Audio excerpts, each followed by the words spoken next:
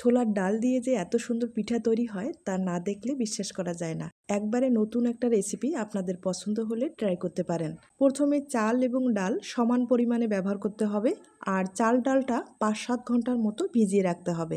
এরপরে ব্লেন্ডারে খুব ভালোভাবে পেস্ট তৈরি করে নিতে হবে। আমি ফ্লেভারের জন্য একটু জিরা, আদা, কাঁচামরিচ আর একটু রসুন ব্যবহার করলাম। খুব ভালোভাবে চেলে নিতে হবে, আর 1 চামচের মতো ময়দা ব্যবহার করলাম।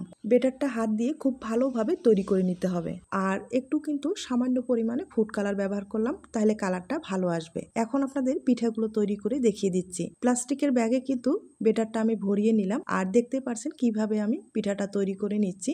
এই পিঠাগুলো হতে কিন্তু বেশি সময় লাগে না, 10 সেকেন্ডের মতো হলেই হয়ে যাবে। আর এগুলো কিন্তু রোদ্রে শুকাতে হবে। রোদ্রে শুকালে আপনারা পুরো বছর সংরক্ষণ করতে পারবেন। কয়েকটা পিঠা আমি ভেজে দেখিয়ে দিচ্ছি। খেতে কিন্তু ভীষণ টেস্টি। আপনাদের পছন্দ হলে ট্রাই করতে পারেন।